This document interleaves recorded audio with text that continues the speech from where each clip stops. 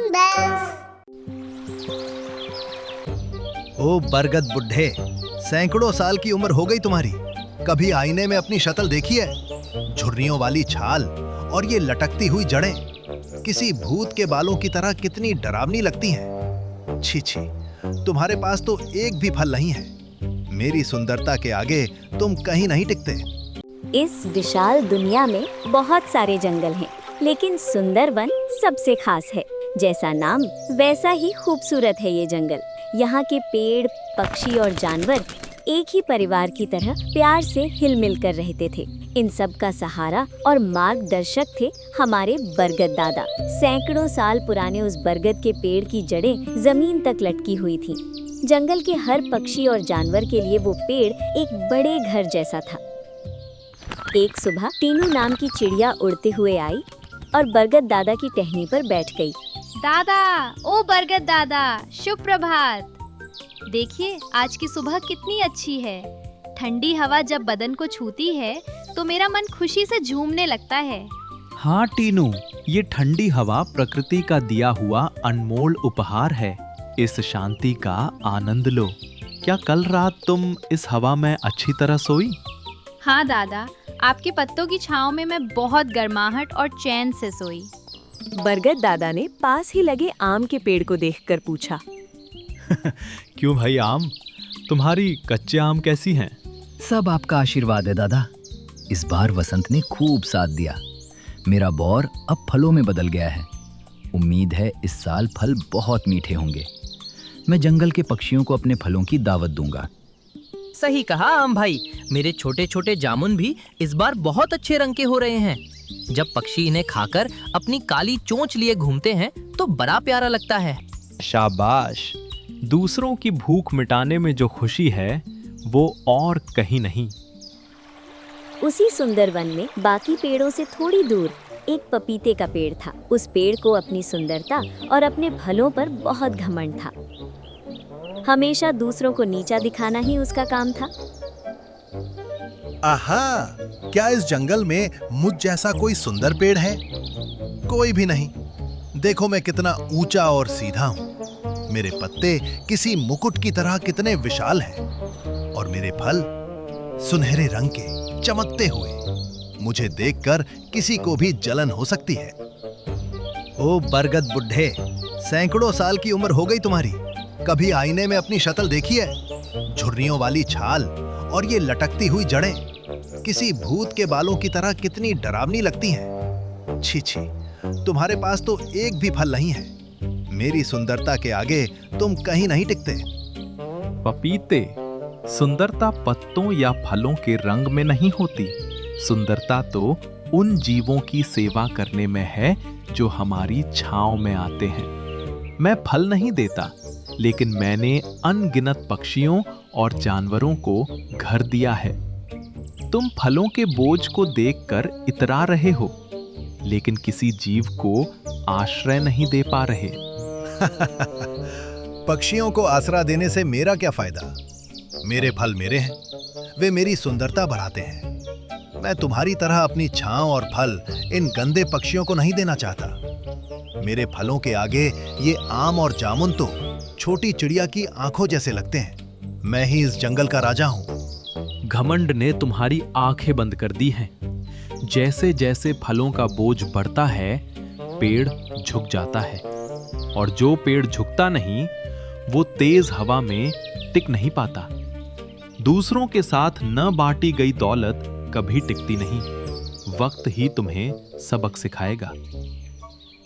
उस साल बसंत जल्दी ही बीत गया और गर्मी ने अपना कहर दिखाना शुरू कर दिया।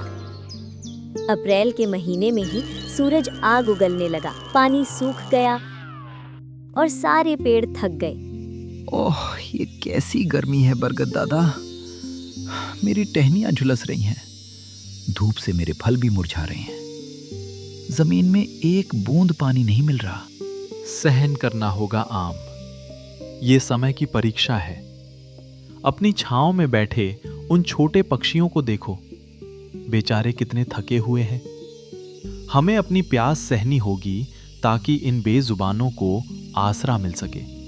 हाँ दादा, मेरे छोटे फल खाकर जब पक्षी अपनी प्यास बुझाते हैं तो मुझे बहुत सुकून मिलता है। जहाँ सब दूसरों के बारे में सोच रहे थे, वहीं पपीते के पेड़ ने जमीन के थोड़े से पानी को भी अपने स्वार्थ के लिए इस्तेमाल किया। उसने वो पानी पक्षियों की प्यास बुझाने या अपनी पत्तियों को ठंडा रखने के बजाय अपने फलों को बड़ा और चमकदार बनाने में लगा दिया। ये बरगद और आम के पेड़ कितने मूर्ख हैं। पानी दूसरों को पिलाकर खुद सूख गए। मैं तो अपना पानी सिर्फ अपने फलों को बड़ा और पीला बनाने के लिए इस्तेमाल करूंगा। टुक टुक नाम की एक नन्ही गिलहरी अपने बच्चों के लिए भोजन की तलाश में पपीते के पेड़ के पास आई। पपीते भाई, धूप बहुत तेज है, पीने को कहीं पानी नहीं मिल रहा। मेरे बच्चे भूख और प्यास से रो रहे हैं। कृपया उनके लिए एक छोटा सा फल दे दो, तुम्हें पुण्य मिलेगा। क्या? मेरा फल तुम्हें चाहिए? तुम्हारी हिम्मत कैसे हुई? ये फल मैंने अपनी मेहनत के पानी से उगाए हैं, तुम जैसों की भूख मिटाने के लिए नहीं। जाओ, उसी बरगद बुड्ढे के पास जाओ। मेरे पास तुम्हें कुछ नहीं मिलेगा। पपीते, ये अन्याय है। जब नन्हे बच्चे भूख से तड़प रहे हो तो तुम इतने कठोर कैसे हो सकते हो? जो सुंदरता किसी भूखे के काम ना आए, वो किस काम की? अपना मुंह बंद करो तोते। मैं इस जंगल का राजा हूं। मैं तुम्हें अपने फल तो क्या, अपनी छांव में खड़े होने की जगह भी नहीं दूंगा। जाओ यहां से, मुझे परेशान मत करो। याद रखना, कल जब तुम पे मुसीबत आएगी तो कोई नहीं आएगा। अपमानित होकर सभी पक्षियों ने फैसला किया कि वे अब पपीते के पेड़ की तरफ देखेंगे भी नहीं। एक दोपहर अचानक आसमान काला पड़ गया। बरगद दादा ने आने वाले खतरे को भांप लिया। पक्षियों, मौसम खराब है, बड़ा तूफान आ रहा है। कोई भी बाहर मत रहो, सब मेरे पत्तों की ओट में आ जाओ। मेरी टहनियों को कस कर पकड़ लो, मैं तुम्हारी रक्षा करूंगा। भयानक चक्रवात शुरू हो गया। उस हवा में पपीते के पेड़ की हालत खराब होने लगी। भारी फलों के बोझ और अंदर से कमजोर तने के कारण वो इधर उधर झुकने लगा। ओह, हवा बहुत तेज है, मेरे फल बहुत भारी हैं, मैं टूट रहा हूँ। पक्षियों, आओ, कृपया आओ, मेरे फल तोड़ लो, मेरा बोझ कम कर दो, कोई तो आओ। मुसीबत में और भूख के समय तो तुमने हमें दुत्कार कर भगा दिया था पपीते, तब तुम्हें हम याद नहीं आए। अब जब तुम्हारी जान पर बन आई है तो हमें बुला रहे हो। तुम्हें तो दूसरों की जान से ज्यादा अपनी सुंदरता प्यारी थी ना। अब तुम्हारा वही स्वार्थ और वही सुंदरता तुम्हें बचाएगी। मुझसे गलती हो गई बरगद दादा, आपने सच कहा था। घमंड ने मुझे अंधा कर दिया था, कृपया मुझे बचा लो। अचानक हवा का वेग और बढ़ा और भारी फलों का वजन न सह पाने के कारण पपीते का पेड़ एक बड़े धमाके के साथ टूटकर जमीन पर गिर पड़ा। जिन फलों पर उसे इतना घमंड था वे सब मिट्टी में मिल गए। वे सुंदर पीले रंग के फल, जिन्हें उसने किसी को दिए बिना स्वार्थ में बचा कर रखा था, कीचड़ और मिट्टी में गिरकर चकनाचूर हो गए। कुछ समय बाद हवा शांत हुई और तूफान थम गया। उसने जो फल दूसरों को नहीं दिए, वही उसके पतन का कारण बन गए। जो दौलत बांटी नहीं जाती, वो आखिर में ऐसे ही मिट्टी में मिल जाती है। अगले दिन बारिश हुई और जंगल फिर से हरा भरा हो गया। टूटे हुए पपीते के बीजों से नए पौधे निकले। इस बार उगने वाले पपीते के पौधे बिना किसी घमंड के बड़े हुए। नन्ही गिलहरी, आओ, मेरे फल पक गए हैं, तुम अपने बच्चों के साथ मिलकर खाओ। बहुत बहुत धन्यवाद पपीता, तुम न केवल फलों में बल्कि मन से भी बहुत मीठी हो। तुम बहुत अच्छी हो। उस दिन से सुंदर वन में अहंकार का नामो निशान मिट गया और सब मिलजुल कर रहने लगे। बारिश में घमंडी पपीते का पेड़। मैं तो खुद को बड़ा खुशनसीब समझता हूँ कि मुझ पर इतने रसीले फल लगते हैं, बल्कि जब मेरे फल खत्म हो जाते हैं तो मेरा मन तो बड़ा उदास हो जाता है। अरे पपीते, तुम हंस क्यों रहे हो? इसमें हंसने जैसी क्या बात है? हंसू नहीं तो और क्या करूं? देखो तो, बड़ी बड़ी बातें कर भी कौन रहा है, जिसके ऊपर फल भी इतना छोटा लगता है कि खाने से पहले ही खत्म हो जाता है। देखो पपीते, तुम्हें इस तरह से जामुन का दिल नहीं दुखाना चाहिए। माना कि जामुन का फल बहुत छोटा होता है, लेकिन स्वाद और गुणों में जामुन किसी से कम नहीं। पीपल और बरगद, तुम दोनों तो चुप ही रहो। किसी को आज तक कभी एक फल खिलाकर पेट भरा है जो बड़े बड़े उपदेश दे रहे हो? तुम दोनों की तरह बिना फल का पेड़ होने से तो अच्छा है मैं सूख कर गिर जाना पसंद करूंगा। तुम दोनों तो पेड़ भी कहलाने के लायक नहीं हो। सुंदरपुर एक बहुत घना और सुंदर जंगल था, जहाँ सिर्फ पशु पक्षी ही नहीं, पेड़ पौधे भी मिलजुल कर रहा करते थे। आम, अमरूद, पपीता, जामुन, पीपल और बड़, यूं तो बहुत से पेड़ लगे थे, लेकिन पपीता बाकी पेड़ों से अलग था। इस जंगल में मेरे जैसे कमजोर पेड़ के लिए कोई जगह नहीं है। मैं कितना अभागा हूँ जो अकेले में अपने दिन गुजार रहा हूँ। पपीते का पेड़ हीन भावना से भरा हुआ था, जहाँ एक तरफ आम, जामुन और अमरूद के घने और ऊंचे पेड़ों पर दिन भर पक्षियों का मेला लगा रहता था। वहीं एक तरफ था पपीते का पतला दुबला सा पेड़, जो न तो घना था और न ही इसमें काफी समय से कोई फल लगा था, इसलिए कोई भी पक्षी उसके आसपास नहीं आता था।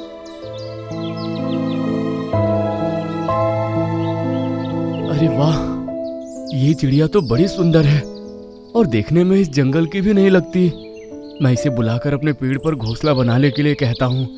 अगर इसके साथ मेरी दोस्ती हो जाएगी तो मेरा अकेलापन भी दूर हो जाएगा। रिमझिम चिड़िया, तुम्हारे पंखों का रंग तो बहुत सुंदर है। मुझे ऐसा लगता है तुम बाकी पक्षियों से अलग हो, इसलिए तुम्हें अपना घोंसला भी बाकी पक्षियों से अलग ही बनाना चाहिए। अरे पपीते, मैं बाकी पक्षियों से अलग नहीं रहना चाहती। मुझे सभी पक्षियों के साथ मिलजुल कर रहना पसंद है। जामुन के ऊंचे पेड़ पर घोंसला बनाने के लिए ही तो दूसरे जंगल से उड़कर मैं यहाँ आई हूँ। लेकिन देखो ना, वहाँ आम, जामुन और पीपल पर कितनी भीड़ है। मैं तो तुम्हारे भले के लिए ही कह रहा था। मेरे ऊपर एक भी पक्षी का घर नहीं है। तुम यहाँ पर बड़े आराम से रह सकती हो और फिर मेरे जैसा अच्छा दोस्त भी तो मिलेगा ना। मुझे माफ करो पपीते, लेकिन तुम्हारे पत्तों में ना तो छांव है और ना भी पेड़ पर कोई फल लगता है। मैं यहाँ घोंसला नहीं बना सकती। रिमझिम चिड़िया का जवाब सुनकर पपीता बहुत निराश हो जाता है और आंसू बहाने लगता है। पपीते को उदास देख आम का पेड़ पपीते को आवाज लगाता है। पपीते, क्यों उदास हो? जब तक अपनी तुलना दूसरे पेड़ों से करते रहोगे, खुश नहीं रह पाओगे। स्वीकार करो कि तुम पपीते हो, आम नहीं। इसलिए चाहकर भी आम जितने ऊंचे और घने नहीं हो सकते। तुम मेरा मजाक उड़ाना चाहते हो ना? मुझे नीचा दिखाने के लिए ये तुम सब कह रहे हो? देखो पपीते, अभी सही समय नहीं आया है। जब समय आएगा तो तुम्हारे पेड़ पे भी बड़े बड़े रसीले पपीते लगेंगे और फिर फल खाने के लिए जंगल के सभी पक्षी तुम्हारे पास भी आएंगे और तुमसे दोस्ती भी करेंगे। बस थोड़ा इंतजार करो। जैसा कि आम ने कहा था वैसा ही होता है। कुछ सालों बाद पपीते के पेड़ में ढेर सारे फल लग जाते हैं।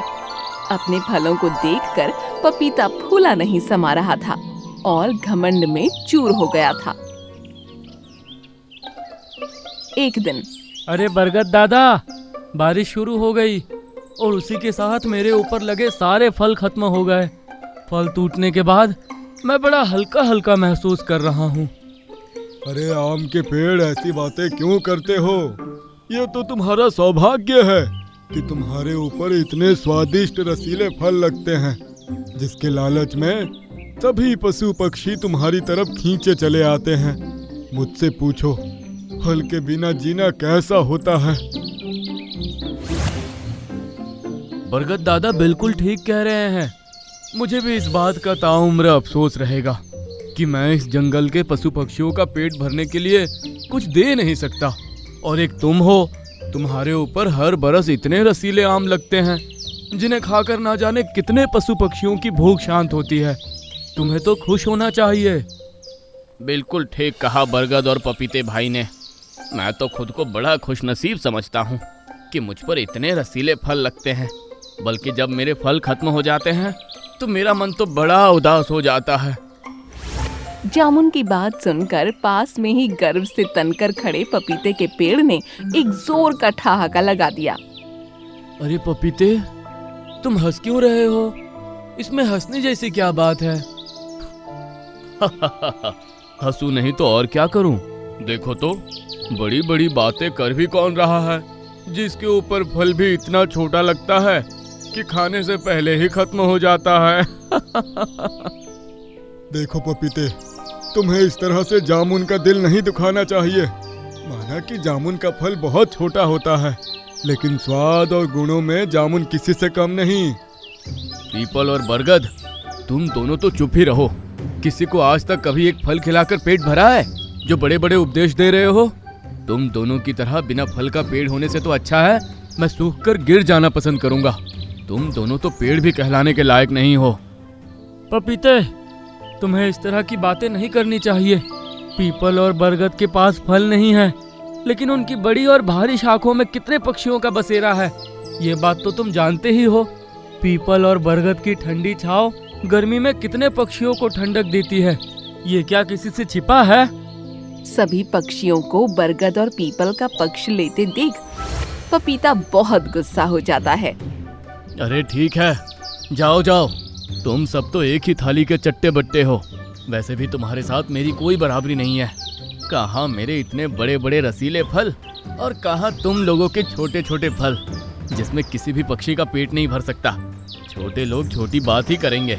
मेरी अब तुम लोगों से कोई बराबरी नहीं है। पपीते, तुम तो घमंडी हो गए हो और घमंड में चूर होकर सबका दिल दुखा रहे हो। अब जब मेरे अंदर घमंड करने लायक बात है तो हाँ, कर रहा हूँ मैं घमंड। जिसके अंदर गुण हो तो वो लोग भी घमंड कर लेना।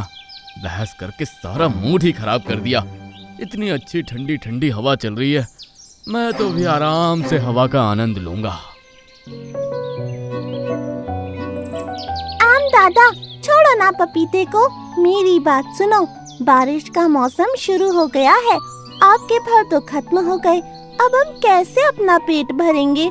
आपके रसीले आम के लिए ही तो हमने यहाँ घोंसला बनाया था।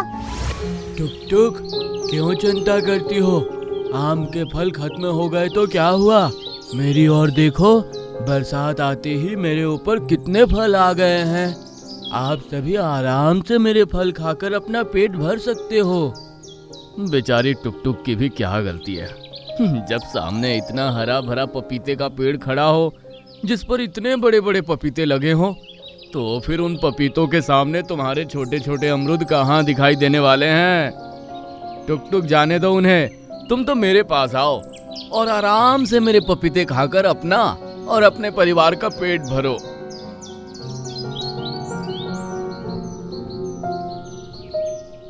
मैंने तुम्हारी सारी बातें सुन ली हैं पपीते। जिस तरह से तुमने आम दादा और बरगद के साथ बात की, मुझे बिल्कुल अच्छा नहीं लगा। रहने दो, मुझे तुम्हारे पपीते नहीं चाहिए। मैं अपना खाने का इंतजाम कहीं और कर लूंगी।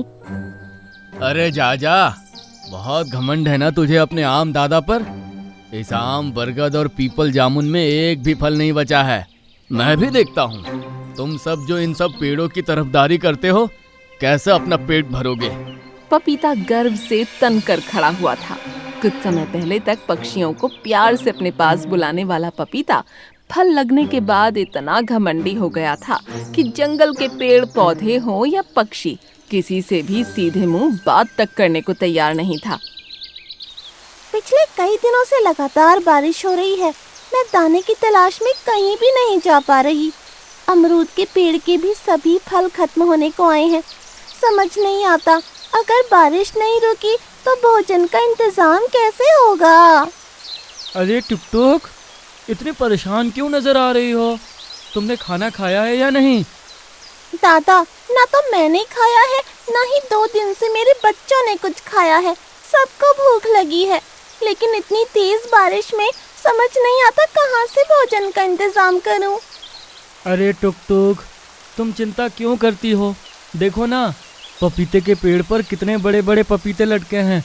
अब कोई भी पेड़ अपने फल खुद तो खा नहीं सकता। ये फल तो तुम लोगों के लिए ही है। जाओ और जाकर पपीते से एक फल मांग लो।